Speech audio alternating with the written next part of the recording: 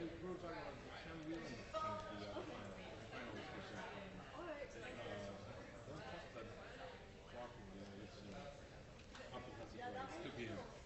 2 p.m. So let's start because they're gonna start taping. I'm just gonna briefly. Is there a pointer or something? The A mouse or a track? No, the pointer should be. Stephanie. Stephanie, did you get the pointer? It's usually here. No, the. Well, if you want to show something, it's going to be because to record it, it has to be on the cursor on the screen. But to advance the slides, usually we have a device with a pointer and a clicker. Yeah. It's usually here. Maybe there's a drawer. No. Yep. Yeah, It's all right. It's all right. I don't think I know. No, it's okay. No, let's see. It should be in here somewhere. So I'm going to do page up and page down. I guess, yeah, just leave it open. Oh, right, because the clicker thing. The clicker allows you to advance. So. The clicker chart.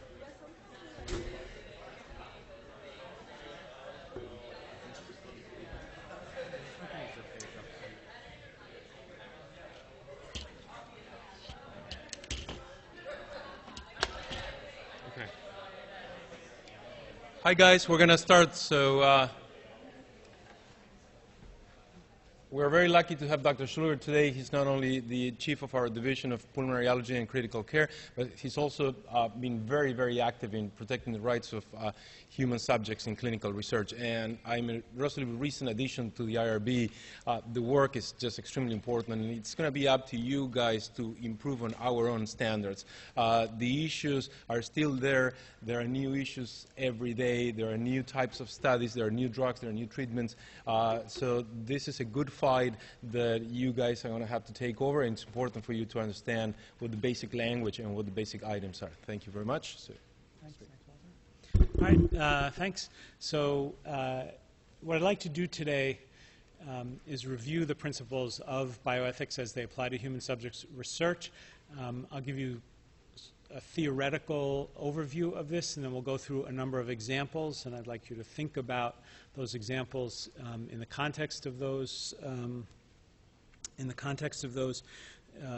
theoretical models, and we'll take it from there. For better or for worse, a lot of people stayed home, so maybe that allows us to have more of an opportunity to have some interaction as we go on. I think some of this will be familiar to you, but I'd like you to think about it in terms of the overall framework. I come to this, as Dr. Palma sort of suggested, from two perspectives. I'm an active clinical investigator. I spent really all of my academic career, a substantial part of all of my academic career doing clinical trials, that is to say human experimentation, mostly in phase 2 and phase 3 trials in patients with tuberculosis, and I also am chair of one of the institutional review boards here at Columbia. The IRB, as we'll talk about, being the body that's charged with review of human subjects research from an ethical and safety standpoint. Okay, nothing to disclose. Okay, so first of all, where do we get our ideas about bioethics? And I'm sure you've had lectures about bioethics before. Where do these ideas come from? And there are really a number of traditions. The system we use in the United States and the framework I'm going to set in front of you really comes from the Western secular philosophical tradition, but there are other traditions that could inform one's thinking about ethical behavior, and those include religious traditions or other cultural traditions. I think these are familiar to you, and we'll maybe mention some of them, but our major framework comes from the Western secular philosophical tradition, and that has as its primary values things that are sometimes different from religious or other cultural traditions. So what are these foundational principles in the secular philosophical tradition? They are these, I'm sure you've seen this before: beneficence, non-maleficence, justice, and autonomy.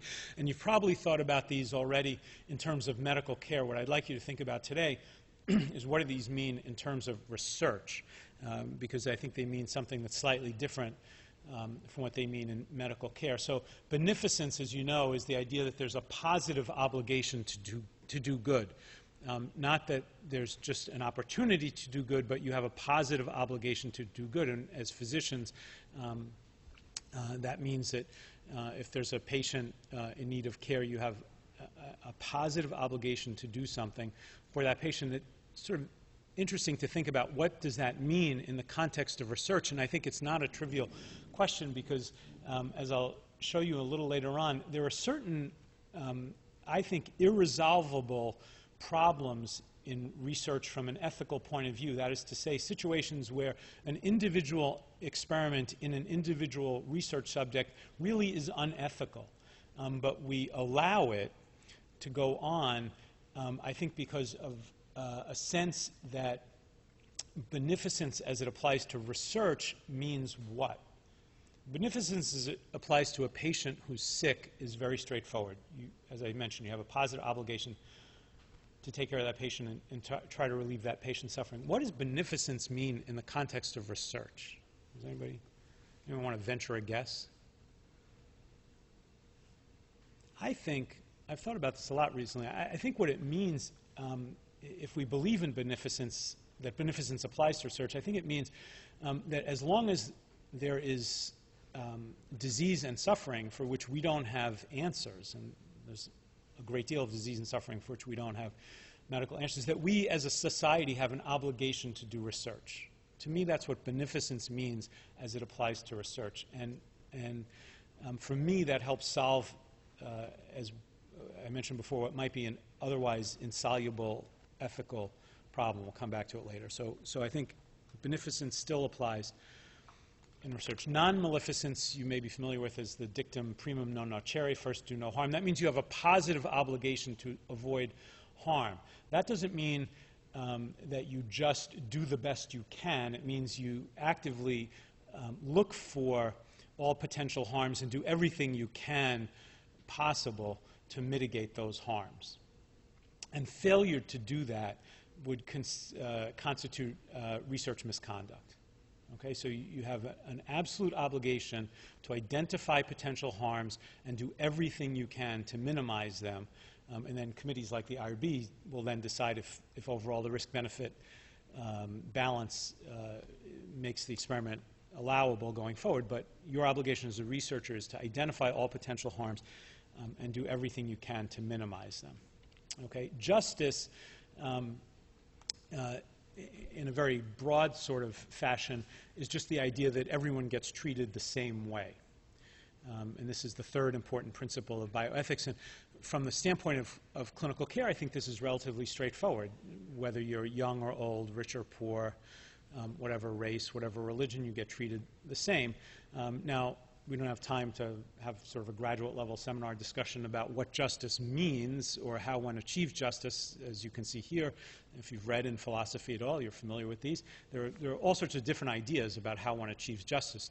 Does justice mean the means are the same, or does it mean the ends are the same? These are complicated discussions that I'd be happy to talk about with you at another time. But just take it for now that justice means everyone gets treated the same way. And what does that mean in terms of research? That's an interesting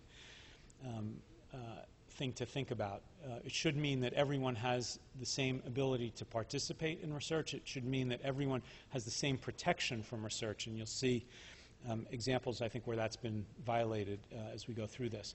And then finally, autonomy, sometimes called respect for persons, is the fourth principle of bioethics. And in many ways, it's become the principle that overrides or takes precedence over all others. This is the idea, of course, that every single person has a right to make his or her own decisions about his medical care or her medical care or participation in research as we apply this to research. And this is actualized in the context of research, of course, by the principle of informed consent. Right? So informed consent is the actualization of the principle of autonomy and respect for persons. Right? So we take it really as a bedrock fundamental idea that no one can be in a research program, participate in an experiment unless they give informed consent. Now, we'll come back to that later. It's much more easier said than done. As I mentioned, I'm a clinical researcher myself. I chair the IRB. I'm not sure that any human subject has ever given informed consent in a research protocol, but it's an ideal, let's say. Now, as a corollary of this, it's important to remember that many individuals lack the capacity to give informed consent. Infants and children don't have the capacity to give informed consent. There are many adults who don't have the capacity to give informed consent. If you want to do a research project trying to find a treatment for Alzheimer's disease, you have to treat people with Alzheimer's disease. By definition, almost, most of those patients lack the ability to give informed consent. So that creates a certain problem. Now, from a philosophical point of view, we think in general that just because someone lacks the capacity for rational decision-making does not mean that they are not deserving of respect in the context of autonomy. Right? Just because you don't have that kind of agency doesn't mean you are lacking of respect. Now, I think that's almost universally accepted. If you're familiar with the philosopher, the moral philosopher Peter Singer, who wrote a very famous book called Animal Liberation, which some of you may have read, Peter Singer kind of walks right up to this line, suggesting that, in fact, some persons with diminished mental capacity don't have the same, don't deserve respect in the same way as people with fully capable intellectual functioning have. I mean, he walks very close to that line. But in general, there's a consensus, I think, that everyone, regardless of their ability to participate in decision-making, is still deserving of respect. Now, as a researcher and as a physician, the respect for autonomy, respect for persons, doesn't mean that you're obligated to do anything that a patient or a research subject asks you to do. Right? You're not obligated to violate your best judgment about medicine or science. If a patient with pneumonia comes to you and says, hey, doc, you know, I'm searching the internet and I found out that, or I believe that taking out my appendix would cure my pneumonia, I'd like you to do that for me, you're under no obligation to do that. In a research context, it can be a little trickier. You know, does a patient have a right, a patient have a right to use any experimental drug he or she wants because that person thinks it might help him or her? And you as a scientist think there's no reason to think that that would be helpful. Can that person still demand that? There's a court case actually several years ago where a group of patients sued the FDA for access to drugs that are in phase 1 of clinical development, saying, look, we have this disease that's devastating and potentially fatal, and you're doing phase 1 experiments for this well-defined population. We want that drug. The Supreme Court ruled against and ruled in favor of the FDA, which I think was the correct decision, although there's been some revisiting of that.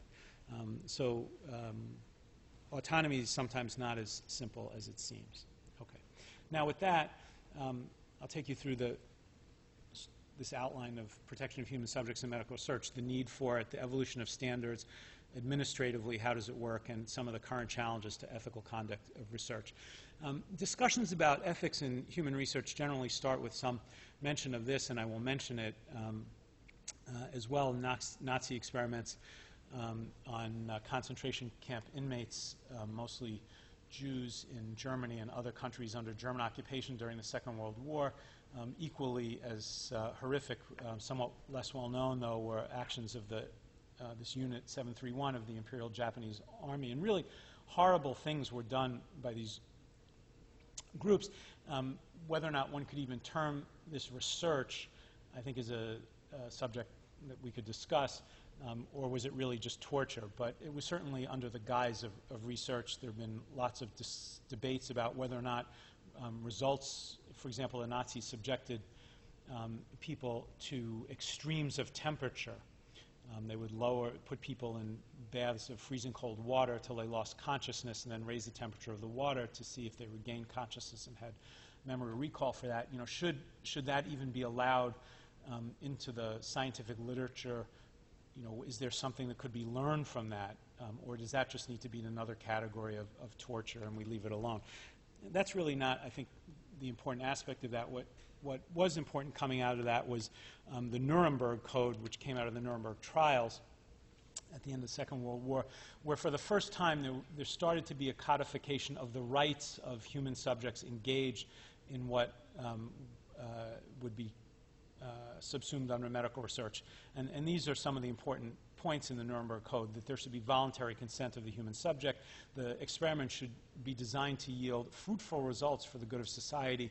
It should be based on animal experimentation, so one had a reasonable chance of showing something in a human being. Experiment should avoid all unnecessary physical and mental suffering, and you should never do an experiment where there was some a priori reason to think that death of the subject could occur during that. The risk should never outweigh whatever potential benefit, even if not for the particular experiment, but overall for the research program. You had to do it in facilities that were designed for it, only do these experiments by scientifically qualified people. At any point during the experiment, the study subject should have the right to say, I don't want to be in this experiment anymore. And then finally, if at any point during the subject the scientist thinks, because of what he or she has learned, that the experiment should stop, it should stop. So this was the Nuremberg Code. As I said, really came out of the experience mostly in Nazi Germany and a little bit in Japan during the Second World War. Most researchers are not Nazis or members of the Imperial Japanese Army, and I think that's we should not make this, the behavior of those people should not be the bar by which we measure researchers. So I want to show you lots of other real-world experience and maybe ask you to think about what you think some of the problems are. This is a landmark, not only in medical research. This paper is a landmark in the whole history of medicine. This is the first randomized controlled clinical trial that was ever published. In my field particularly, it's of great interest. It happened to be in TB, the streptomycin trial of pulmonary tuberculosis. It said the first randomized trial ever done in medicine. In this experiment, 100 men were randomly assigned to receive either bed rest, which was the standard of care for tuberculosis at that time in the late 1940s, or bed rest plus the antibiotic streptomycin, which had been discovered just a few years before and had been found to have substantial activity against TB in vitro. So it worked. The men who got streptomycin got better, at least until they relapsed with streptomycin-resistant TB, but they got better and established that antibiotic therapy of TB was actually effective. And we learned lots of other important things about TB. We learned lots of important things about doing research in medicine. Bradford Hill, one of the authors here, invented randomization. And this really taught the world how to do research. But one of the interesting things about this, how did people get in this experiment? So advertisements or notices were placed in medical journals saying to physicians, if you had a patient with TB, we're doing this study, please refer your patients to our hospital. I think this was done at the Royal Brompton, if I remember. And that's what happened. So men, it was all men in this study, were referred to the Brompton, and they were randomized to receive streptomycin or bed rest. The men were never told they were an experiment. They were never asked to give their consent to be in an experiment. The idea that that should happen really never occurred to anyone. The scientists, the physicians were acting, the assumption was that these physician scientists were acting in the best interest of the patients, so there was no need for the patients to give their consent. The scientists and the physicians knew best. Okay. A few other notable examples. So Tuskegee, I'm sure you're familiar with this, a natural history study of syphilis conducted by the United States government, the U.S. Public Health Service, over a 40-year period. 600 black sharecroppers from Alabama were invited into the study and provided with free medical care, meals, and burial insurance. In 1932, as you know, there was no treatment for syphilis, but certainly during the course of the study, treatment for syphilis became identified. These men were never told about that and were never offered treatment for the study of syphilis. More recently discovered, this was very interesting, the Guatemala syphilis study. I believe that this was found by someone doing a PhD dissertation and digging through files of the U.S. Public Health Service. So this was a study, again, sponsored by the U.S. government, done in Guatemala in the late 40s, where researchers deliberately infected people with syphilis to study the effects of antibiotic therapy. Sort of interesting thing there. Chester Southam at the Sloan Kettering Institute, this is now Memorial Sloan Kettering Cancer Center, the probably the most famous cancer hospital in the world. In 1952, injected live cancer cells into inmates at the Ohio State Prison. 10 years later, did the same thing into elderly patients at the Jewish Chronic Disease Hospital in Brooklyn, which I assume was an old age home or a nursing home of some sort. Saul Krugman at NYU, who is a major figure in the development of hepatitis B vaccine. So Dr. Krugman, as part of those experiments, infected mentally impaired children who were at a state hospital on Staten Island, Willowbrook State Hospital. So he infected them with hepatitis B deliberately as part of his experiments, testing the efficacy of early versions of hepatitis B vaccine. Alfred Kligman, if anyone here has ever used Retin-A, Alfred Kligman invented Retin-A. He's an extremely distinguished experimental dermatologist. Infected many prisoners at Holmesburg State Prison in Pennsylvania with a whole variety of pathogens to test new treatments for that. So actually just thinking about those experiments, what strikes you? I think there are sort of two major things that strike me about that whole litany of experiments.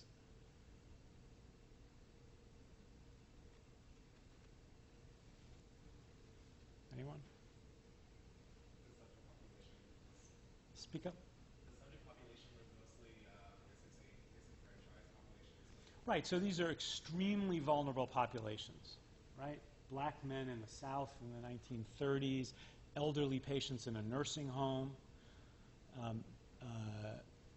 mentally impaired children, prisoners, people outside the United States, in Guatemala, who probably don't speak English, participating in experiments done by people who speak English, and maybe can't communicate with them in their language. So all these experiments really took advantage of very vulnerable populations. And that's something that you have to keep in mind today as well.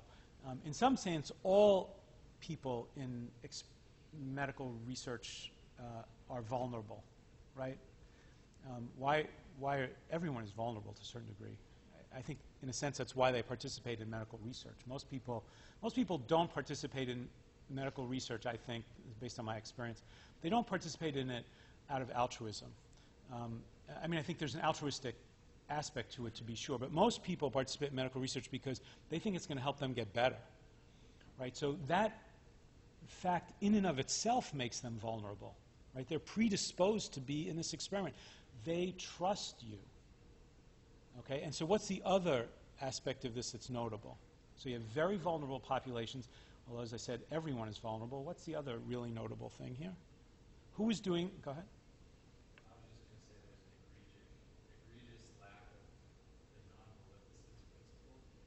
Well, there is, for sure. No, it's a good point. But I'm thinking of something else. These are really prestigious institutions. Exactly. Right. These are not Nazis. This is not, some unit of the Japanese army. These are people at the most prestigious academic institutions in the United States, or working for the U.S. government. And you have to realize you're medical students at one of those kinds of institutions. Patients and research subjects will have tremendous trust in you just because you're affiliated with Columbia University, you have a shiny white coat. That projects tremendous authority and trust. And patients really will trust you. And that's something you have to take very seriously. And we on the IRB are very aware of that. Just because it's going on at Columbia University doesn't mean it's ethical, right? But patients will perceive that. They see a big sign that says amazing things are happening here, so it must be true, right? We must be good people doing the right thing, and we do try to do the right things, but you have to realize that most people are going to trust you because of the associations you have with these prestigious universities. So those are really the 2 points I wanted to make. Okay, so sort of as all these things were happening, and it was, as you mentioned, a violation of the principle of non-maleficence, all sorts of codes were developed to deal with this. So the Declaration of Helsinki is probably most well known and most important. It was adopted in the 60s by the World Medical Association. It's been revised many times. It really expands the Nuremberg Declaration. There are some controversial areas in it, mostly around the use of placebos in research, and so the U.S. and Europe sort of refer to earlier versions than the most recent versions, but still, it sort of codifies the Nuremberg Declaration. In the United States, regulation of human subject research is a matter of law. So there's something called 45 CFR 46, the Code of Federal Regulations, that's CFRs, which was issued in 1974. And that established a mechanism for reviewing research. So you had the Nuremberg Code and the Declaration of Helsinki, which established principles, but a mechanism for assuring that those principles were applied was created by 45 CFR 46, this part of the Code of Federal Regulations that says, okay, we're going to establish these things called institutional review boards that have responsibility for oversight of research that is sponsored by the federal government. Now, the interesting thing is that technically the only research that needs to be reviewed by the IRB is federally funded research. So if you're doing an industry-sponsored trial or you have your own money to do a trial, legally it does not have to be reviewed by the IRB. In reality, in most places, but not everywhere in the United States, in most places, all research involving human subjects would need to be approved by the IRB. That's certainly true of Columbia. 45 CFR 46 sort of incorporates the findings of the Belmont Report, which are really quite similar to the Declaration of Helsinki, follows the principles that we've talked about for ethical conduct of research. The federal government's approach to regulation of human subjects research is organized under something called the Common Rule. So there are 15 different federal agencies that have some interest or responsibility for funding research. They all play by the same rules. So NIH is probably the one you're most familiar with. I get most of my funding from the Centers for Disease Control. The Department of Defense funds quite a bit of human subjects research. All those agencies operate under the same rule. That's called the Common Rule. And that's administered by something called the Office of Human Research Protection, which is part of the Department of Health and Human Services, all right, separate from any of the funding agencies. So HHS, Office of Human Research Protection, local IRBs. Okay, just about a month ago, OHRP released the first proposal for change in the Common Rule since it was instituted in 1991, the most significant of which is a proposal for improving informed consent. As I mentioned before, actually I realize this is being recorded. I should ask for that part to be expunged where I said I don't think anybody ever gives informed consent and I lose my job. But has anyone here ever been in a research study, participated in an experiment? A couple of people. Was it a drug trial? Anyone do a drug trial? No. So we get, all sorts of research goes on, observational studies, minimal risk studies where someone's just drawing your blood, and intervention trials where you're being randomized to one or another treatment. Trials like that, where you're being randomized to one or another treatment, the informed consent, the consent document is typically between 15 and 20 pages long. And I doubt very much that the average subject reads it at all. And if he or she reads it, I doubt very much that that subject can understand most of it. And this is a very, very difficult problem in medical research. And I think the community in general realizes this. OHRP, in this proposal that just came out a month ago, says they very much want to change informed consent to make it really informed consent. But if you read the fine print, in the 4-year period in which they've been soliciting recommendations, they say that they can't even suggest what an informed consent document would look like because there's so many different opinions about this. So this is a really serious problem. Okay. All right. So locally, research is overseen by institutional review boards. Columbia University has 5 of them. There are 4 at the medical center, 3 general one just for cancer studies. The 3 general ones are equivalent. It's just a way of distributing the workload. And then there's 1 down at the Morningside campus, which is interesting. I take this as a side thing for a second. So at the Morningside campus, obviously they don't do medical research, right? So most of the research protocols that are being reviewed at Morningside come from the psychology department or often the anthropology department. You can do field studies and observe human behavior. This is another interesting thing. If one wants to write an article, one is a journalist and wants to write an article in the New York Times about sexual behavior of college students. The reporter goes to the campus and interviews a bunch of college students and writes an article about sexual behavior of college students. And it gets printed in the New York Times with pictures and names. If you want to do that for your PhD dissertation in anthropology, it's got to be reviewed by an IRB. That's sort of an interesting thing to me. How do we decide what's research, what's journalism, what's market research? I mean, again, market research that companies do, if you did that for your PhD dissertation in sociology, it would have to be reviewed by an IRB. So it's sort of interesting how these categories get separated. But anyway, IRBs are required by federal regulations to review research funded by the federal government, so to research on human subjects. So the question is, what's research? Second, what's a human subject? Research is defined by the federal regulations as a systematic investigation designed to create generalized knowledge, which means basically that if you intend to publish the results of what you're doing, that makes it research, as opposed to quality improvement or something else. Okay. Second thing, what's a human subject? So a human subject is defined as a living individual about whom an investigator conducting research obtains data through intervention or interaction or identifiable private information. So that's pretty straightforward. Dead people are not human subjects. In general, tissues removed from human beings are not considered human subjects anymore. In the revision, the proposed revision to the guidelines that I just mentioned, there is, the government signaled its desire and intent to label as human subjects excess tissues that removed for clinical reasons. What does that mean? If you have someone draws a CBC on you, you take 5 cc's of blood in a purple top tube, takes an infinitesimally small fraction of that blood to actually calculate your complete blood count. So there's a lot of blood left over. And a lot of researchers say, woo, that's just going to be thrown away. I'll use that. I have all sorts of interesting questions I want to ask. Up to now, that would not be considered human subjects research. The government would like to classify that as human subject research and require you to get consent to do that. So that's an interesting thing. So we'll see. We'll see. Okay.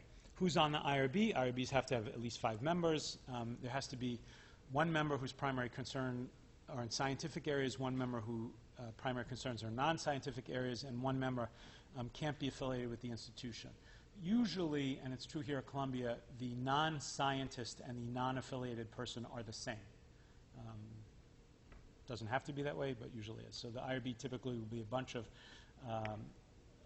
faculty members here at the university plus 1 non-scientist and 1 non-Columbia University affiliated person representing the community. Often those are the same people. What do IRBs evaluate? These are the questions we ask when we're looking at a research study. Is a study scientifically sound? That is, will it provide meaningful information? We take the position that even if a study poses no risk, if it's, for lack of a better word, stupid, we wouldn't allow it. We just, if it's just going to, even if it's not risky, if it's not going to generate meaningful, scientifically useful information, we would say it's not ethical to do it. Are risks to patients acceptable and minimized? Are study subjects selected in an equitable fashion? This gets back to the justice thing. You can't say, ooh, there's a vulnerable bunch of people who don't know any better. We'll enroll all of them in the trial. You can't do that. Are there adequate provisions to protect privacy and confidentiality? If you are doing studies in vulnerable populations, are you doing everything you can to safeguard them? And will valid informed consent be obtained? So that's what we try to do. It's challenging to do this as an IRB for a whole variety of reasons, and these are some of them. Expertise. Now, this is an enormous medical center and a huge medical school where there are a lot of smart people who work in broad areas of medicine, but there's not necessarily expertise on everything, and occasionally it's a challenge for us to find someone with the relevant scientific expertise to review a protocol, particularly if it's for a rare condition.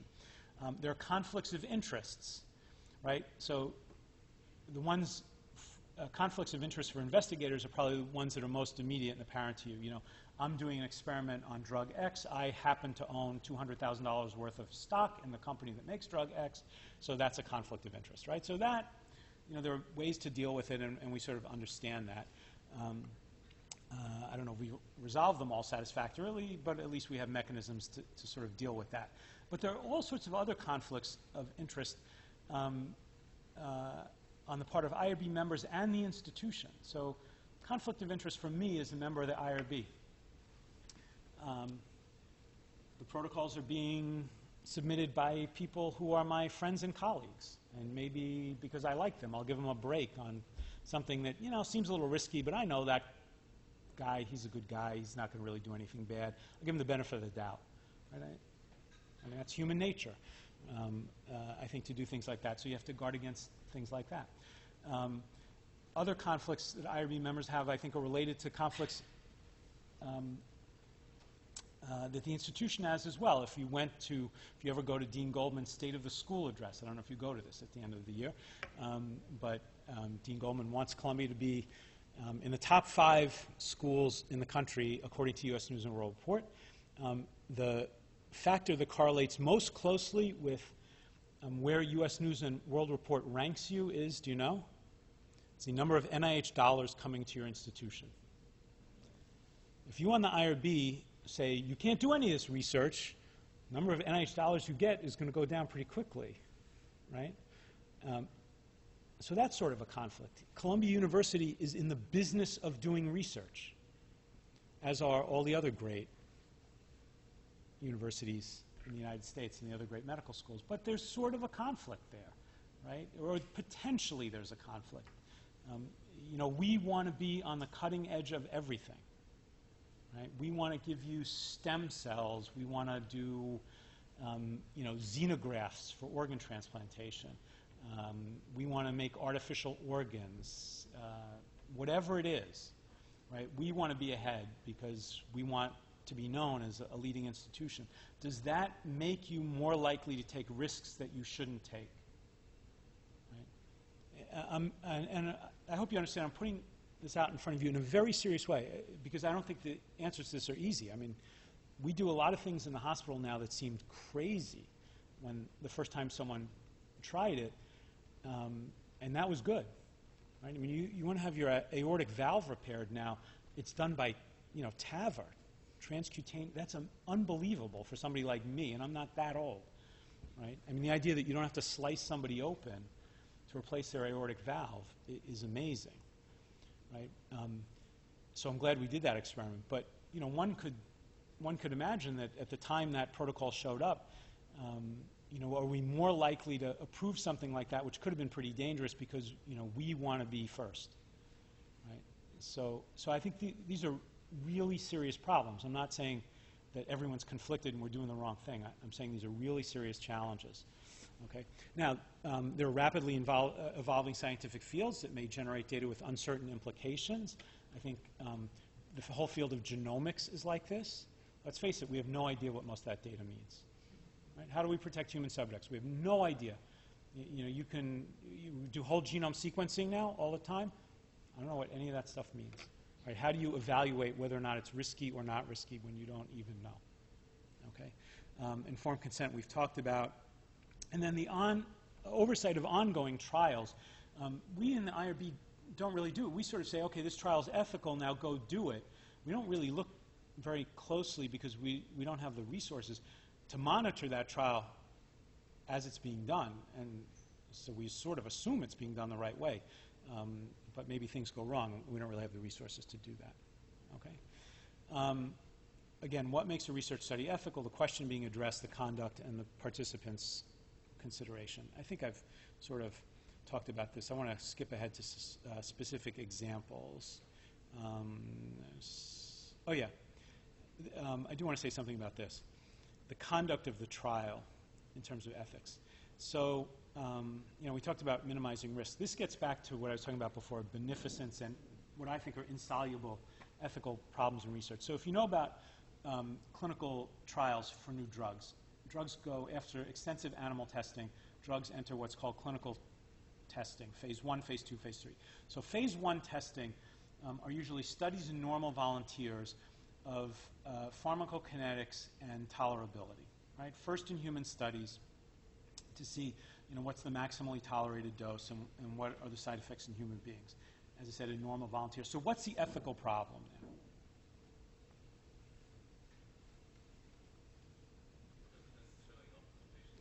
Right, you're a healthy volunteer. There's no possibility for benefit.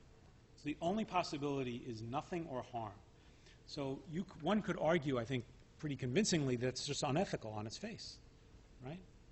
There's nothing good that can happen to you from the study. If I'm lucky, nothing bad will happen to you, but nothing good will happen to you, right? So that's, I think, an irresolvable ethical challenge. And the only way I can think of resolving it for myself is if we apply this principle of beneficence across all of society. We say that, as a society, there's suffering out there, and the only way to alleviate that suffering is to find new treatments for those diseases. And so as a society, we have an obligation to do research, which I believe very strongly. And so we're going to allow, on an individual basis, these things to occur, which actually seem perhaps to be unethical because it benefits society as a whole. That's a really complicated argument, and one could object to it. I understand that. But I can't think of any other way to justify phase 1 studies. Now, it means that when you do phase 1 studies in normal volunteers, as with all the studies, I think you have probably an extra obligation to minimize risk, although remember, it's very hard because these are first-in-human studies. Go ahead. No, absolutely, absolutely, and I'll come back to that in a minute. Okay? Okay. All right, so let's talk about these are some well-known examples, and they'll raise some other issues. So this is a really important trial in the history of HIV treatment, ACTG 076. 1994 it was published, double-blind placebo-controlled trial of HIV-infected women enrolled in pregnancy. So a major problem for HIV-infected women who are pregnant is that there's a very substantial likelihood that their babies will be HIV infected. I mean, one of the interesting things, Walter is old enough to remember this, as am I, unless you go to Africa, you will never know what HIV infection is like. You have no idea. We lived through this. It's this miracle almost of the development of antiretroviral drugs. And this was one of the first really important experiments. NIH-sponsored trial, placebo, active intervention, zidovudine given during pregnancy, infants followed for 18 months after birth, and the study was done in the United States and in France, and here are the results published in the New England Journal, and it worked. You can see that babies of women who were treated during pregnancy had a much lower chance of being HIV infected than babies of women who weren't treated during pregnancy, and the data were further analyzed in '96. This paper was published in the New England Journal, and you can see in the conclusion that it says to prevent HIV-1 transmission, starting maternal treatment with zidovudine is recommended regardless of the viral burden or the CD4 positive T cell count. All right, so that's sort of a settled issue, a nice experiment. So this is interesting. In the several years following, all the way to 2002, 4 other studies were published which basically did exactly the same thing. Randomized pregnant women to zidovudine or placebo. The last one, the Petra study, was a little bit more complicated, but still had a placebo group. And these studies were done in, as you can see, Asia and Africa. So what's the issue here?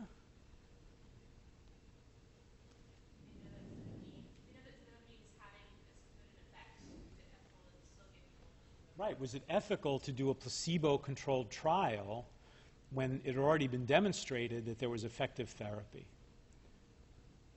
Right. And this was extremely controversial when these studies were published. Now, again, these were not done by marginal groups. These are, big American and European research consortia that did this, and it really raised the question, was it ethical to do this?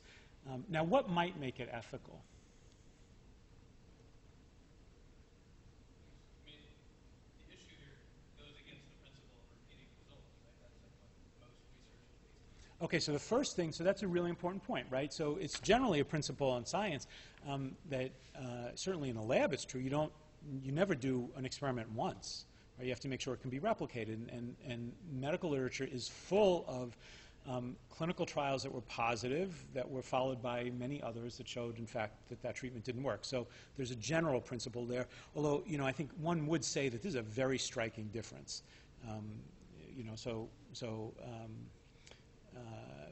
But you're right. And in fact, to approve a drug now, the FDA requires 2 identical but usually simultaneous phase 3 trials to be done. And that's kind of the way they get around this. Okay, they do it simultaneously. What else might make this ethical? You just treat everybody and then compare it to them before. No. I'm saying what might make it ethical to redo placebo-controlled trials? Yeah. Well, but they did the same study.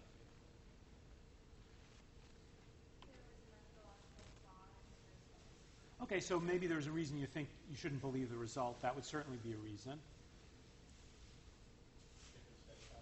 Right, so that, the question is, well, the first study was done in France and the United States. Now we're doing it in Asia and Africa.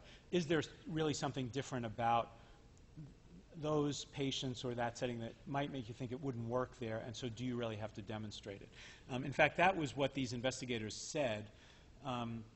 These were the possible justifications. Most women in developing countries breastfeed almost exclusively, which increases the risk of HIV transmission. So maybe the treatment wouldn't work when the exposure was so much more intense. In those countries, it would be difficult to provide zidovudine during pregnancy because there wasn't routine prenatal care. I'm not sure that's really a good justification. That's a systems question, not a medical question. You could give IV zidovudine in those countries. Again, I think that's sort of a systems question, and the cost is prohibitive. That's, again, I think more of a systems question. So you can decide if you're persuaded by these arguments or not. I'll just tell you that there continues to be a lot of argument about things like that, and it's not totally resolved. It has sort of been resolved. That one can't simply go somewhere. There's no question we would not have been allowed to redo that study in the United States. No IRB would approve that. We said, look, you've shown it already. You cannot do it. And it's generally accepted that you can't go somewhere to do a study that wouldn't be ethical where you come from. People call that research tourism, and that's considered unethical. There's another aspect of that study, though. We get to vulnerable populations. Those additional studies were done largely in poor countries, there's vulnerability of the types we talked about, but there's another kind of vulnerability. Can you think of it? If you're in a very poor country, what's another sort of? The compensation provided for participating in the study might be took out. So compensation might, and I'll come to that one in a second. So that's a good point. One other thing. Exactly. That may be the only way to get any medical care. And I think that's another kind of ethical problem. If the only way to get medical care is to participate in experimentation, that's a kind of coercion that's a really serious challenge. Okay? And this happens all around the world. If you work, I do some work in Africa, it's not like here, right? The availability of medical care is just not the same. So is it ethical to establish a system where the only way you can get medical care is to participate in research? I think it's a very significant challenge, particularly when you're doing international research now or research in very poor communities. Okay. Here's another example that we'll touch on some of the things we talked about. The science here is not so important. It's a very interesting molecule. It was called TGN-1412, which had all sorts of immunoregulatory functions, and people thought it might be useful to treat a whole variety of difficult-to-treat things, lymphomas and other complicated autoimmune conditions. And there was a first-in-human trial in 2006, and the investigators, I think, did a lot of this was really good. They used 1/500th of what was felt to be the safest dose in monkeys. Right? Monkeys are non-human primates. That's a pretty good animal model. hard-to-use monkeys are very, very expensive, so they, very expensive model, and they used 1/500th of the safest dose in those monkeys, so that should seem like a very safe dose. The study subjects were healthy young men. This gets to the point we raised before. Is it, it's a phase 1 study. Nothing good can happen to those men. They were paid 2,000 pounds. That's about $3,000. Several of you said you had participated in research. I don't know how many people got $3,000, but there are plenty of studies where you can get a lot of money. And all I'll say is everybody has a price. Everybody has a price. $3,000 is a lot of money when you're 18 years old. The study had been approved by the IRB, so you could raise the question, was $3,000 coercive in and of itself? Could you get people to act against their best interest? Now, one could say, well, these are healthy people. It's up to them to decide what's in their best interest. And I think that's a good reminder that although we privilege autonomy maybe first among all those principles of ethics, autonomy is still constrained at some point by people. We have to feel like we have specialized knowledge that people don't have, that if they could understand that might lead them to make a different decision. So autonomy is very much privileged, but I don't think it's either by desire or of necessity absolute. I won't go over this. The consent form actually laid out all the risk and benefit. You can decide if this is understandable or not, but certainly the risks are in there. And somewhere I have it here, it does say that no human being has ever gotten this before, so we really have no idea what could happen. And I think somewhere it says that includes the risk that you could die. Okay, so it said that. Okay, so now here is the table from the study when it was published in the New England Journal. And what I want you to notice here is just this one line: days spent in ICU, somewhere between 4 and 21. These were healthy 18 to 34-year-olds. I don't know about you guys, but most healthy people I know don't spend any days in the ICU. So they spent a lot of days in the ICU, which means when they got this drug, they got very sick and could have died. All right, so it's an interesting thing. What went wrong here? What was the scientific misconduct, if you will? As I said, they really did very careful animal testing.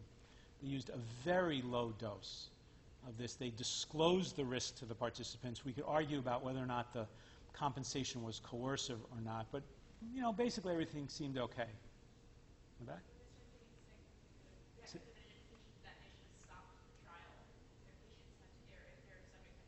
Yeah, say the first part again. They should have stopped the trial. Right. So they should have stopped the trial, assuming that you're making an assumption that is a good assumption, but unfortunately they didn't follow it. No. About how they did the trial. Right. They gave all 6 subjects. They treated them all at the same time. Right. If they did it on subject 1 and subject 1 wound up in the ICU, they would have said, "Wait a minute, we need to go back to the drawing board and think about this." All right. Now this is a kind of thing like a really, a good IRB maybe should have picked this up. And when we see stuff that we think is extremely risky and the sample size is 50 or something like that, we'll often say to the investigators, okay, we think this is worth doing, but do 5 patients and come back to us with the safety report, and then we'll see if we think it's okay to do the next 10 or something like that. So there are ways to deal with this. Okay, there are ways to deal with this. All right, in the last couple of minutes, I'm just going to mention this one. This is sort of still a very live one, as an indication of sometimes it's hard. So paper published in the New England Journal is an NIH-sponsored trial. Target ranges of O2 saturation in extremely premature infants. So you know that babies who are born extremely premature have undeveloped lungs and they need supplemental oxygen. But the risk of supplemental oxygen, there's a risk of it, of what's now called retinopathy of prematurity. It used to be called retrolental fibroplasia, where you get this proliferative response of blood vessels behind the retina, and it can damage the retina and cause blindness. Now, in most neonatal intensive care units around the United States, very premature infants would receive supplemental oxygen such that their target oxygen saturation was either between 85 and 89% or 90 to 95%. Basically, in most ICUs, if your O2 saturation was somewhere between 85 and 95, nobody really cared, and depending on local belief, the physicians would aim for 85 to 89 or 91 to 95. And that would just happen to you if your baby was a patient in a neonatal ICU anywhere in the United States. So what this study tried to do was to look at that more systematically and say, okay, can we reduce the incidence of blindness by keeping the oxygen a little bit lower, and will enough babies survive, or will we increase survival by keeping the oxygen between 90 and 95, and what would the risk of blindness be?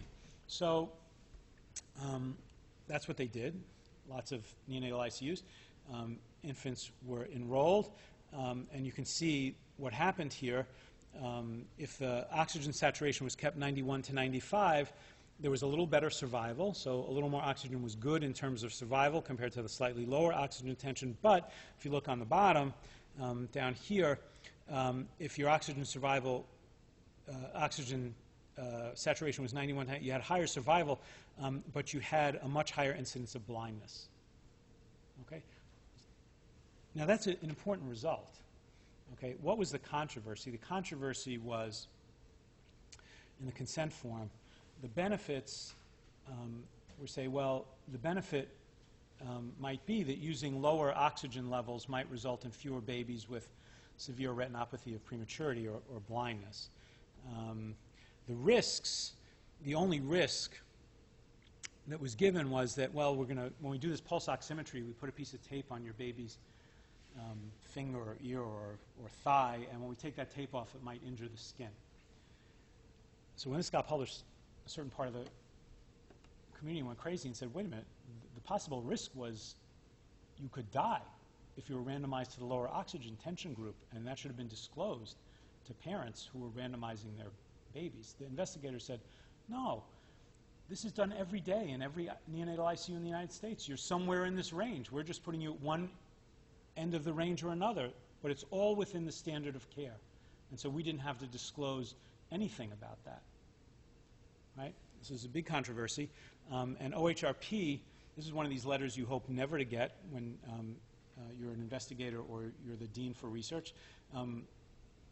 Office of Human Research Protection wrote to University of Alabama, Birmingham, saying, okay, all research at your institution is stopping right now.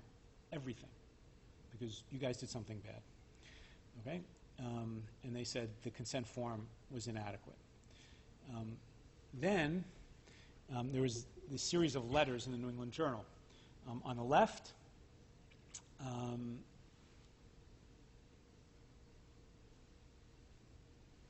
a whole bunch of famous bioethicists said OHRP was crazy, that this was just sort of standard of care, and there was no problem with the consent form.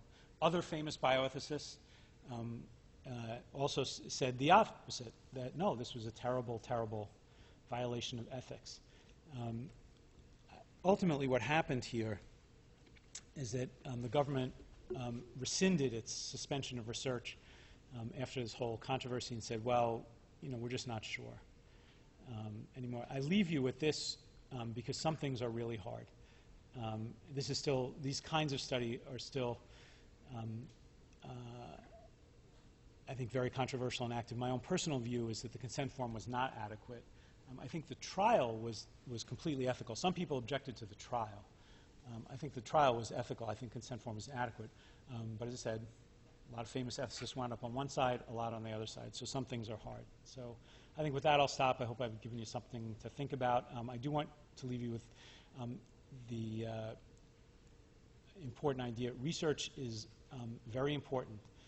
And I think I do believe that we have a positive obligation to do it because it's what makes people better and healthier. But we have to do it very carefully in a way that protects them. So thanks for your attention. If there are any questions, I guess we have a minute or so. So thanks very much. How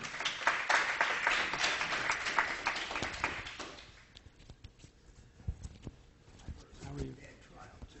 I think the trial was okay. Not the trial, the consent. The consent form was bad. And then you still have the question as to whether or not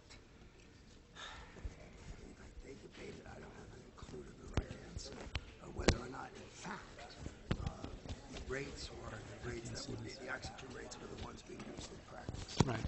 But, you know, I'm stuck here. I Can't see. Thank you. Thank you so much. No.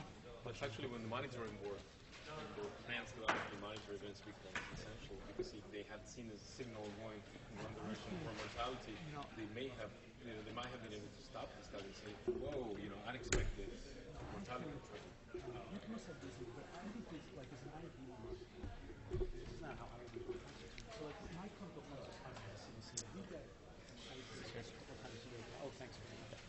By the site monitor, I wanted to keep it, but that helps to keep us honest.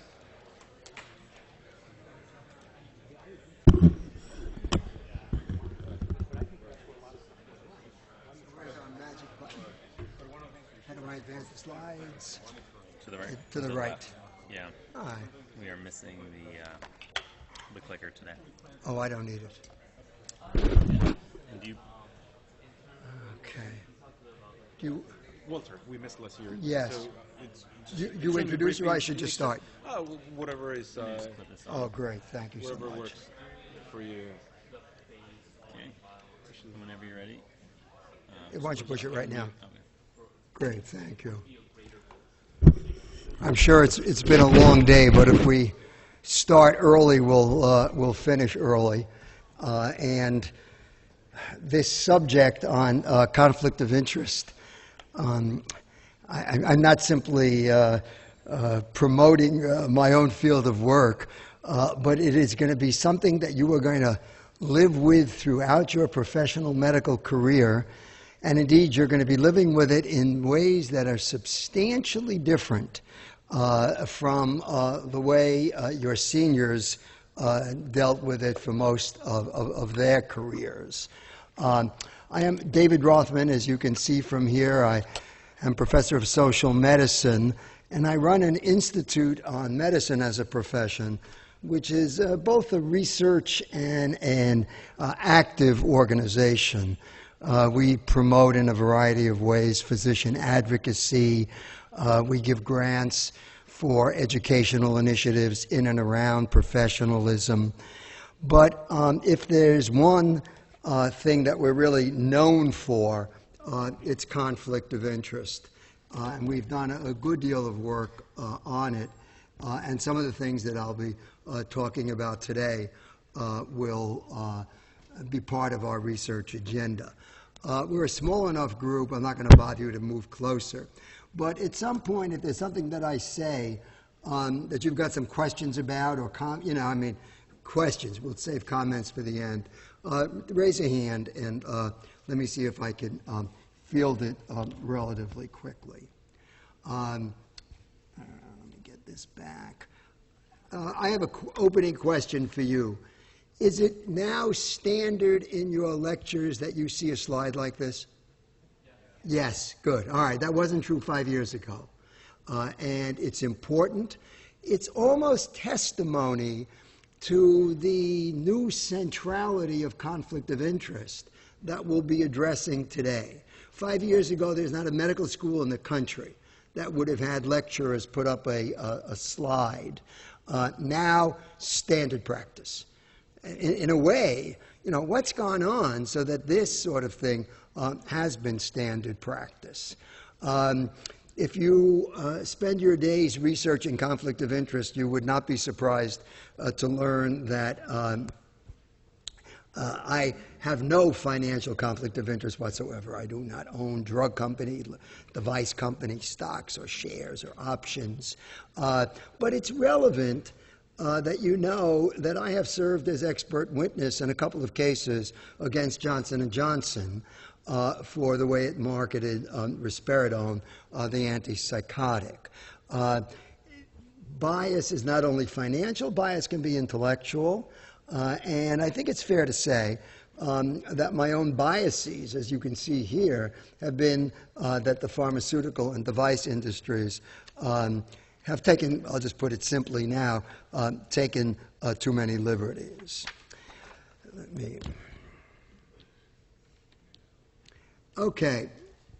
even in 30 seconds, I've already said 3 times, the amount of attention to the concept is extraordinary.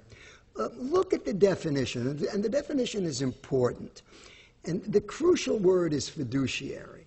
Anyone with fiduciary responsibilities to a client, lawyers, patients, obviously physicians, constituents, politicians, government officials, must not allow self-interest to compromise the trust. Now, fiduciary, a word you know but probably haven't spent a lot of time on, implies that you who have a client or a patient or a constituent owe that persons fiduciary responsibilities, which means you must act in their self-interest. You are obligated to put their self-interest above your self-interest. So as a lawyer, it may be nice for you to handle a group of clients who have conflicting kinds of outlooks and cases. You make more money, but you have to be responsible to your client first and foremost, not allowing self-interest to compromise that trust. The reason I emphasize this, A, it clarifies the concept, but B, it suggests from the outset that conflict of interest is not a concept that is applicable only to medicine. Indeed, as we'll see, medicine came rather late to this concept. It was in law, it was in politics much sooner, but it crosses boundaries. Now, why the contemporary focus on conflict of interest? Some of it is, and you've already getting prepared for this, changes external to medicine. Some of it is also changes internal to medicine. Put yourself a few blocks south, Wall Street, etc. There are some practices. You are an investor, maybe not particularly sophisticated, and before you buy, although some, do I have anybody in the room who spent any time on Wall Street before coming up here? One, okay, yeah, not uncommon at all, not uncommon. So you're an investor and you know a little bit but not a lot, and you're thinking of buying a particular stock or share in a bank or something, and you go to an evaluation agency, Moody's, Standard & Poor, national evaluation agencies. Would you worry if it turned out that Moody's or Standard & Poor are getting significant sums from the organizations that they are to evaluate? Right? Talk about a conflict of interest. I am to evaluate you, but you pay my bills. And yet, absolutely standard policies. With all the stuff that went on a few years ago and the crashes, blah blah blah, you got some attention finally paid to it. But it's there as a concept if you follow Wall Street. Indeed, if you follow politics, conflict of interest rampant. Lobbyists make their living on it. Where's my Wall Street person? Why do buys far outnumber sells from brokerage houses?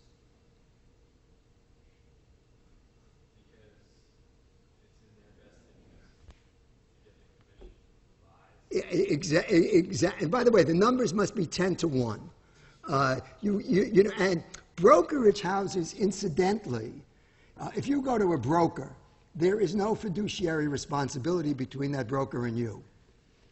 There is now actually current some legislation that would change that. Money managers, they do have a fiduciary responsibility. Brokers do not. So of course they want to, increase the buys, keep the sells down. Professional sports, which some of you may be more familiar with, you've been following the concussion controversies, quite extraordinary.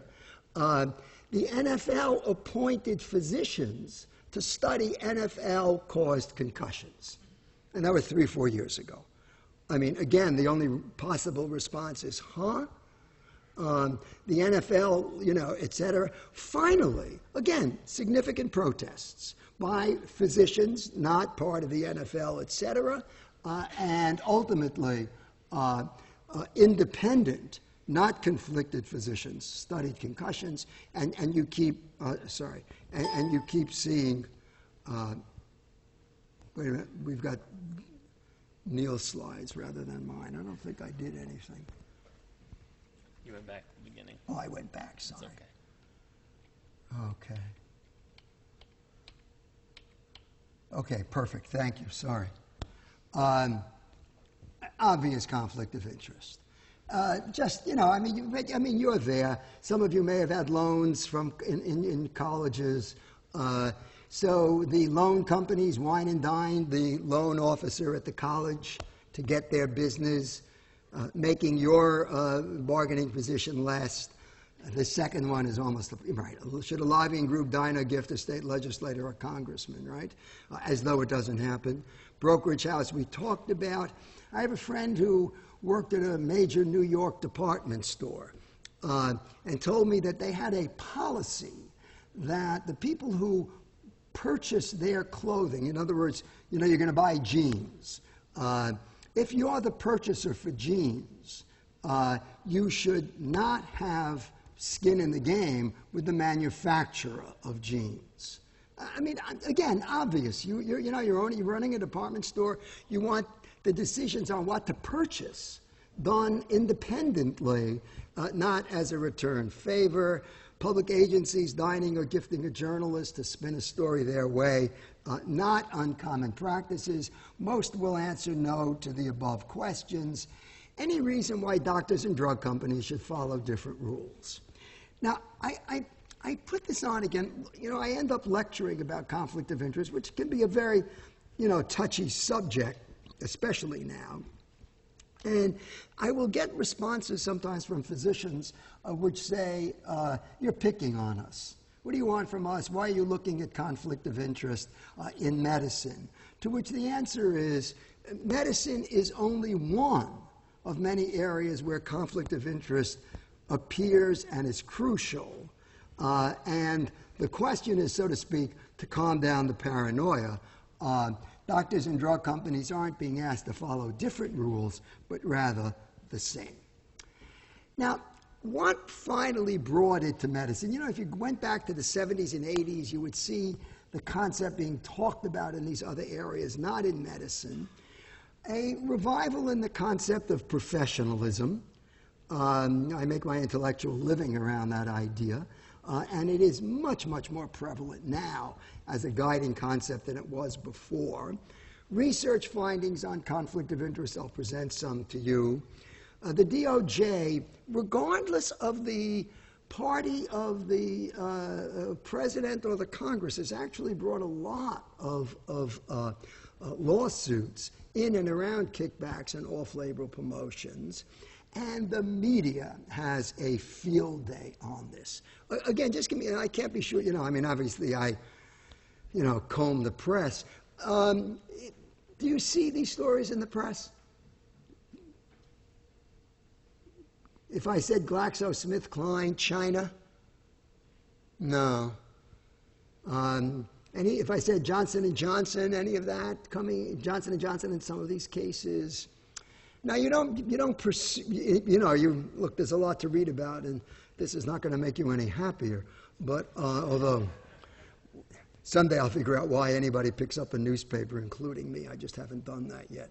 The media coverage is very, very strong. If I say ProPublica, okay, you're outside this. Maybe after this talk, you'll get a little, you know, your sensitivity will increase. So let me just walk you through some of this. I can't lecture to you today about professionalism, but you've been introduced to this before. Civic engagement, maintenance of technical competence, self-regulation. But it's really the first bullet, that's our bullet. Commitment to patients' interests. Your mortgage may need payment, but what you owe first is fiduciary responsibility for the patient. You don't test that patient because you want the income. You don't tell that patient to come back to you because you want the income. You don't send that patient for an MRI because your hospital wants the income. That's a violation of commitment to patient interests. Does it go on? You know perfectly well it does. But the more interest that's been given to professionalism, the more conflict of interest has come about. We also have research findings. There's a very famous, I don't mean famous, there's a very, a little less now than 5 years ago. I talked to a doctor. I'm not talking about university people. I'm talking about, local community doctor. How come you went out and had a steak dinner with the drug rep? Well, I mean, I like the drug rep. I like steak. Quote, you don't think you can buy me for a steak dinner, do you? And that line resonates through. You can't buy me for a steak dinner. Well, there's good data out there. I'm going to say something again later. You're not being bought, you're being gifted. And guess what? Why do you think the drug rep is spending company money to buy you a steak dinner? Because ultimately, that steak dinner, consciously or not, will change your prescribing pattern. And Wazana, the JAMA article, meeting with pharmaceutical reps associated with requests by physician for adding the drug of the rep to the hospital formulary, changes in prescribing practice. There's good data there. You get a gift, you often will respond. You attend continuing medical education events, funding for travel or lodging, increased prescription rates for the sponsor's product. It's not rocket science. These companies are very, very good about protecting bottom line. They wouldn't give it if it didn't change your behavior. It's simple, and yet all too often lost. People have actually even gone beyond that. The MMC, the wonderful article, I think we assigned, I put it on the list, Scientific Basis of Influence and of Reciprocity, anthropology, sociology, psychology. There's a huge literature on gifts and gifting. You get a gift, and you know this in your daily lives. Somebody gives you a gift, you feel the need to reciprocate. Whether it's a neighbor over a picket fence, whether it's a friend, somebody gifts you, you will find a way not simply to say thank you, but to reciprocate. It's in our, it's in our nature. The behavioral economists run their studies, watching how unconscious motives and calculations will make you behave differently. And of course, this being medicine, there are MRI studies showing which part of the brain lights up. I confess I'm more comfortable with the first two than the third, and kind of scratched my head the first time I was at a conference where, one or another part of the brain lit up, thereby demonstrating that gifts matter. I didn't need that. But I will say that many of the people in the audience, the MDs more than the PhDs, said, gee, that's really convincing. So if it's convincing, I put it on the slides. Here's a line I gave some years ago to the Times, and I repeat it because I think I got it right. Gifts bring with them the felt need to reciprocate. We're not saying you're being bribed, we're saying you're being gifted. Some of it could be raw monetary hustling, but some of it is psychological. Well, they just sent me to Las Vegas. Their drug is as good as anybody else's. Why not just say thank you? So again, you're not being bought, you're being gifted. And that's pretty powerful. Now, since there have been a bunch of lawsuits, many of them brought by the DOJ, I'll come back to that, there's some really good articles in the professional literature on what drug companies do. And the reason you get to know what they do, because there is this process called discovery. If I sue a drug company, I get the right to say, I want all the materials you have relevant to my suit, this, and this. The drug companies must comply under court order.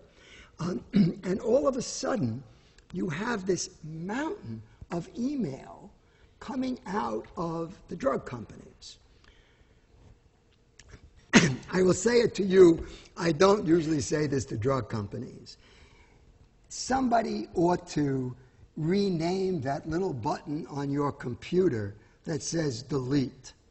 Because there are some people who actually believe it does that.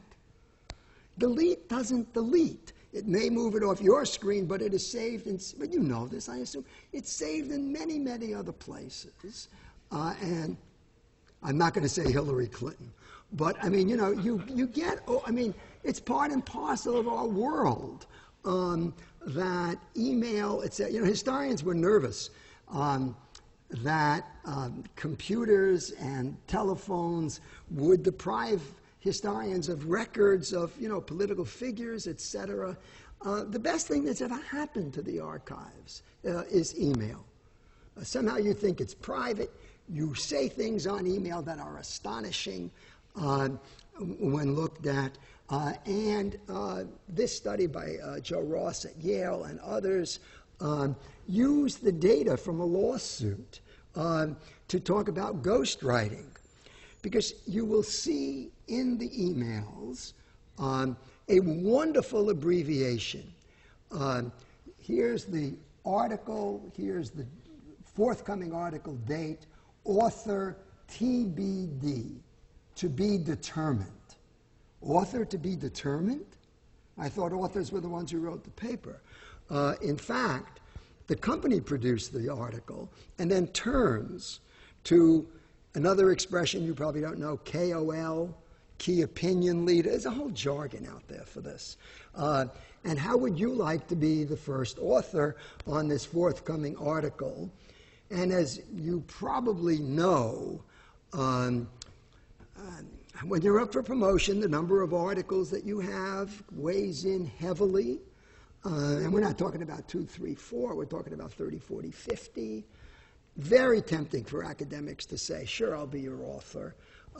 Very tempting to have the drug company have a good name, and you get this kind of outcome.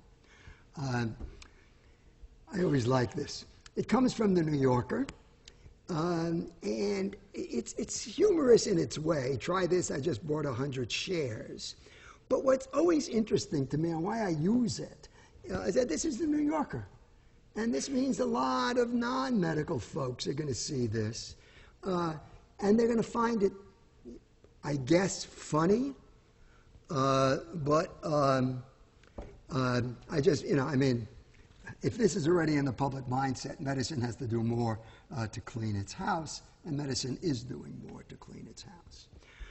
All right, just 3 minutes on drug company marketing, sales reps, detailers. You're not going to see them very much anymore. But at one point, they were all over.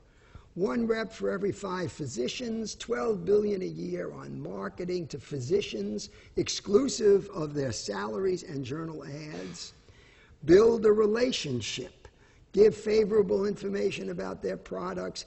Give gifts and services, essentially foods. You know, your predecessors in this institution 5, 10 years ago had pretty regular lunches from drug reps. You won't. You don't need it. And, of course, the sales reps and the detailers are often very attractive, outgoing, not exclusively women, but often women. You're too young probably to know about this thing called the Merck Manual. It was the Bible of medicine, and you know, really way up until the 60s and 70s. The Merck Manual told you dosages for your drug prescriptions. So I call this the other Merck Manual, which I came on, teaching drug reps how to present themselves. Eye contact, firm but painless in the handshaking, 3 seconds. Start, this is crazy, start and stop crisply. Do not continue through the entire introduction. I mean, they're teaching drug reps how to shake hands with docs in order to improve their standing vis-a-vis, smile, eye contact, look interested, stand straight. Sounds like your mother, right? Remember, when the customer sees you, he sees Merck. It's staged. Another favorite, Robert Jarvik, known to some of you, artificial heart, Lipitor, the statin, got Jarvik to vouch for their drug, but they went a step too far. They published a photograph of Jarvik, who's maybe in his 80s by now, but since he was vouching for Lipitor, isn't it fabulous that this 80-year-old guy could be out there sculling? The trouble was they didn't use Jarvik. And at one point, the guy who was in this photograph said to his friends, and the word got around, you know that ad? That's me. They pulled the ad, but again, anything goes. Marketing versus research, this is back in the news again, given the conflicts over drug price raising of, you buy a company, you get their drug. You just saw this. A TB drug that used to sell for $20, $30 is now being sold for thousands. And when they say, oh, we have to do that for research, malarkey. The data, research much lower than marketing and, really a fraction of revenue. All right, prescriptions for change. Things have improved, and I asked you to read this. Some of it is now enough of these guidelines have been translated into policy, at an institution like ours and at other institutions, that the world that you meet within medicine has changed. We convened this group and did something important. We were among the first. Don't hear this as ego. It's just important stuff. We identified the activities through which pharmaceutical companies attempted to improve their marketing talents, and then we proposed regulation. We proposed this is what academic medical centers should do. Gifts, meals to physicians, get rid of them. Samples, if you must take samples, put them in a central facility, not drug rep to physician. It's one of the best entry points for a drug rep to get into a physician's office if he's carrying samples. Samples are often excused by those who take them as, well, that's what I give to my poor patients. But in fact, samples are very, very interesting currency for keeping patient loyalty. Again, the doctor gifts you, you go back to the doctor. The sample is part of the gift. Drug company gifts you, you gift the patient. You can see the process. Have you heard of speakers bureaus? No, okay. Speakers bureaus are places where you go as a physician. The companies run them. They give you their slides, and you use their slides to give your speeches. Speakers Bureau is essentially drug company camp. And, of course, you are well paid for giving your speeches. It's really a little scandalous. It's a lot scandalous, to be frank. Eliminate for sure. Payment for physician and trainee travel, give it to a central facility at the institution. Don't allow it to be gifted. Continuing medical education, which you don't know a lot about, and it's complicated. It's a gorgeous way. You need CME credits for your annual licensing. Drug companies love to support it. They pay you to deliver a CME talk. Your drug will come out better. It's not supposed to happen that way. There's a central organization that's supposed to operate as the barrier. Many of us think it doesn't do a very good job. Get rid of that. And again, get it out of the drug company-physician relationship. Consulting, speaking honoraria, research contracts. You can't, I mean, you hear in my voice, and I've warned you already, you know, a certain sense that drug companies are in the marketing business, trying to increase shareholder profits, not patients' well-being.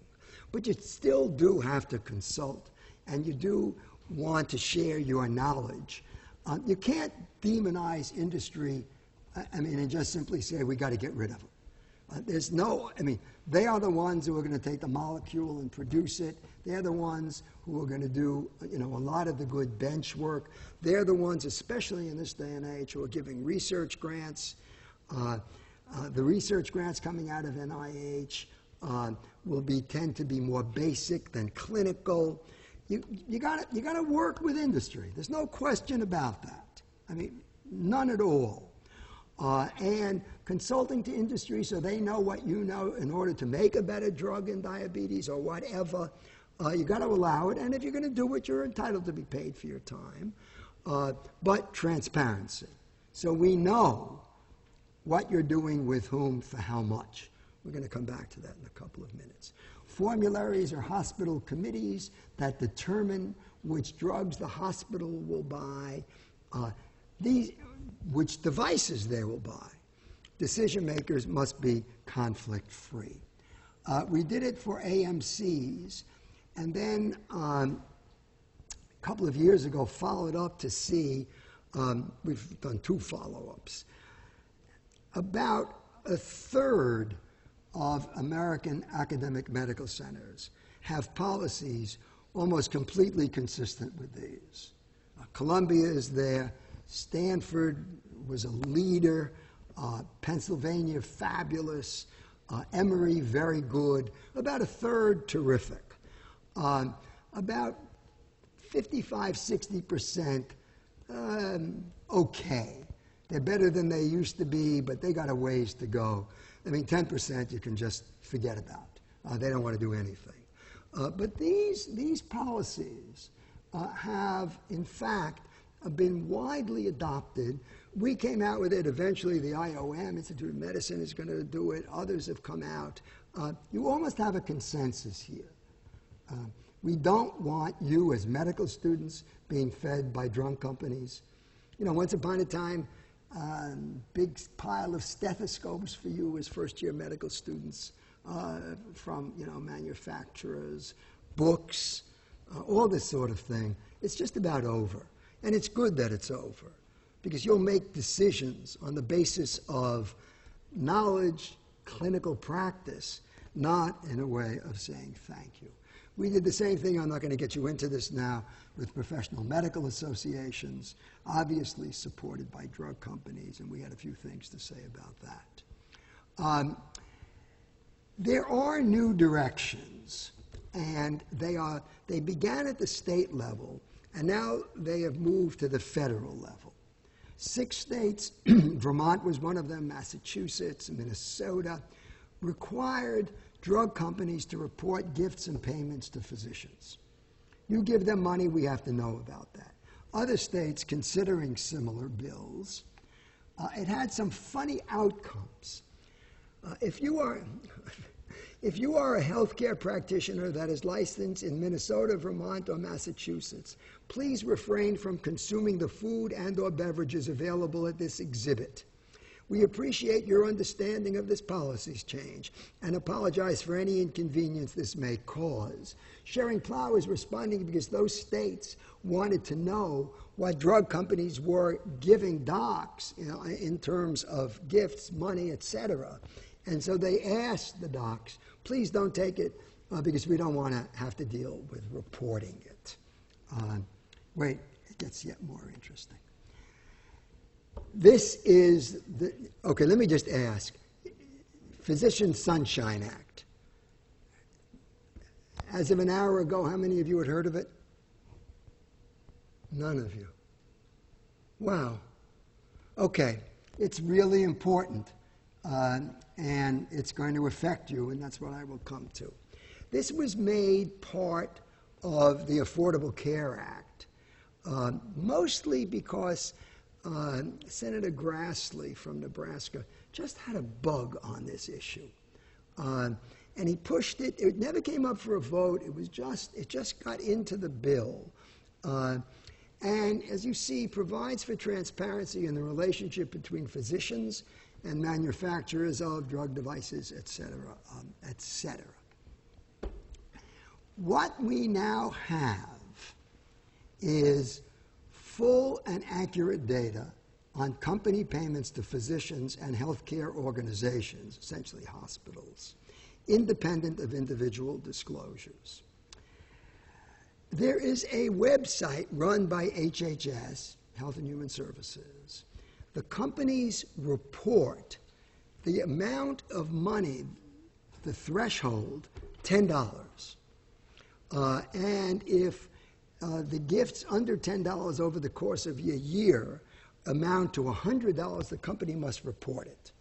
The company reports it to the government, to HHS, and it does it by physician name, amount, and reason for the money.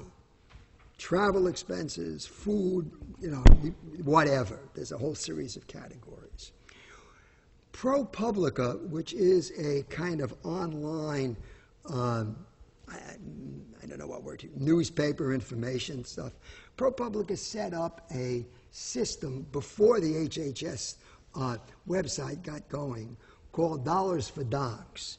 You could put your physician's name in the ProPublica site and see they aggregated all the drug company monies, and you could see what your doctor received.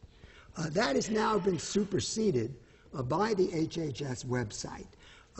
Google, Sunshine, HHS, whatever, it will come up and you will see a box. Put in your favorite physician's name and see what happens. If he has received more than $10 as I've described it, or she has received, there is the record.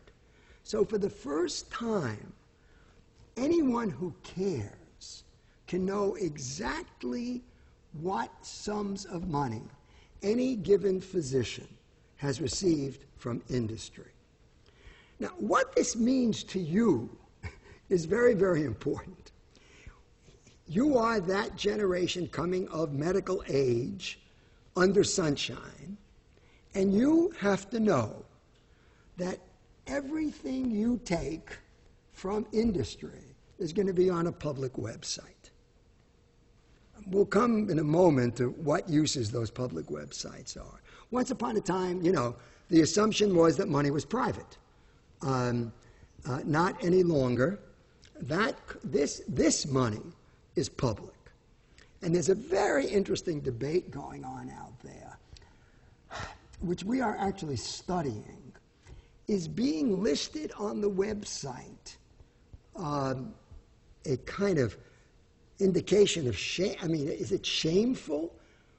Or, in fact, is it something you might want to boast about?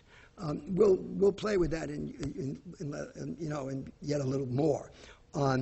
There's a lot of folks out there who think that the last thing in the world you want is to be on that website. You don't want your patients going into it. You don't want your dean going into it. You don't want your neighbors going into it.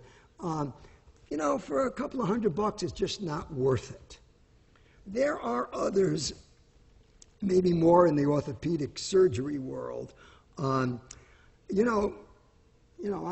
quite happy to show that, in fact, I'm a big-time recipient. One orthopedic surgeon once told me, ask me how much money I want to make. Okay, fair enough. So I said, how much money do you want to make? And he smiled and said, $15,000 more than my brother-in-law. There's a nuance there. You may be too young. In any event, it's all on the public record. And this is, look, lots of things you do are going to be on the public record, right? Your charts, given evidence, given the world of computers, et cetera, are going to be, once upon a time, it was all closed off. It was sealed. Not any longer. It is out there and wide open. This is a ProPublica example. By the way, some academic medical centers are now starting to do this too, listing who's getting what themselves. It's controversial. Let's never forget that the public's desire for transparency has to be balanced by our need for concealment. The good news about this cartoon, they're not wearing white coats. It goes well outside and beyond. All right, question. Will transparency, will sunshine, will these new changes really matter? And there are reasons to say maybe not. Speakers bureaus, very few resignations. Suggestion that seeing colleagues' compensation will drive up your own demands. Hey, he's getting X dollars from, sharing plow. Why are you giving me X minus? We know, and this will not surprise you, consumers are not very good users of database. They are not going very much into sunshine. And they don't go into databases more generally, although there's a lot of hoopla to get them in there. New York, for example, has a database, surgeon by surgeon, online, easy to access, outcomes for coronary artery bypass surgery. Surgeon's name by surgeon's name. By all that we can tell, no patient has ever chosen his surgeon by the outcome of the data available on the website. It's funny, they do, well, I'm going to use a dated reference point. Once upon a time, people really went into consumer reports. Before they bought a camera, they would check, they would go online and check. Consumers don't use the data. It's not going to be consumers that are going to make the difference with transparency. Will transparency change practices? And I think the answer is yes.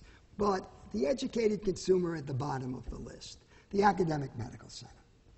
The dean is setting up, or the department chairman in psychiatry, all right, who am I going to have lecture on, this, and this? And I've got 4 people in my department who are perfectly qualified. Let me just take a look and see. Maybe I don't want to choose the one who is most financially connected to industry. Let me take the one who is not at all or least. Medical journals. Again, we get an article. There is disclosure required by medical journals. But let's check the disclosure. And we're going to send it out to be refereed. Let's look at the referees. Obvious use, and it's going to come.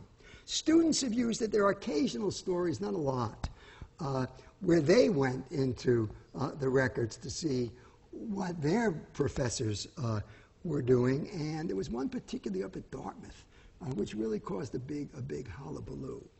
The FDA has committees to study new drugs, and they will probably begin to use it. The NIH has study groups for grants. They may well start to use it. Professional medical associations write practice guidelines. Who are you going to put on the practice guideline? Let's check that. And, of course, the media has a field day. They love these stories. The physicians get angry, but the media does use it, and it exerts an influence.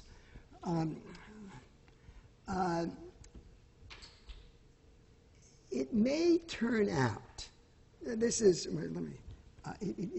may turn out that because of transparency, and this is a kind of wish list, better, more evidence-based decisions, better patient outcomes, it'll be less sales and more science.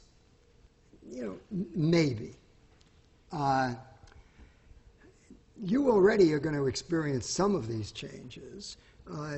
There are no drug reps at your lunches, as in 3rd and 4th year. I mean, you're going to be clean of this. Maybe. Medical students and house staff, more attentive to medical professionalism, less on the relationships with industry.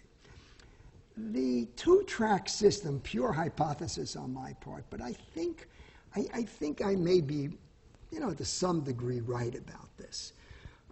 You will always have those who will say, look, I want this, I'm ambitious for this, and my name on that website with a big number next to it, public recognition of financial success. Understood. But there will be this other category, and, well, we'll see. I can't give numbers next to them. No personal industry funding.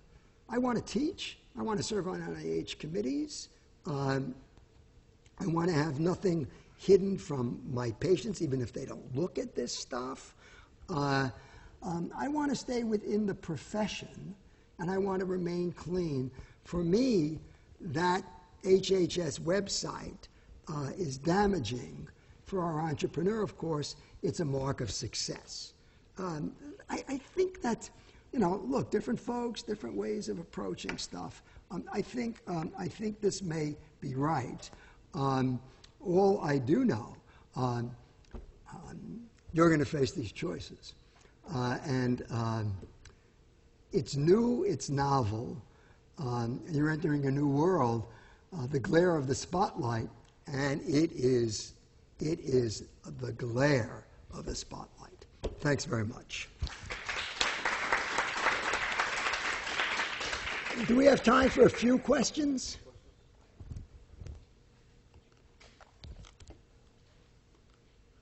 All right.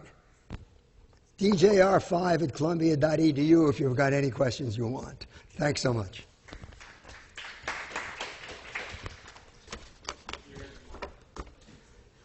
Okay.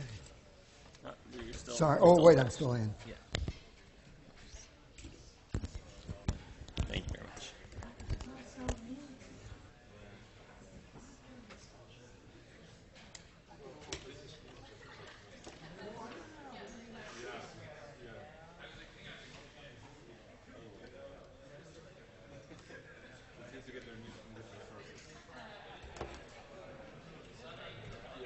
No, but they do have a whole lot.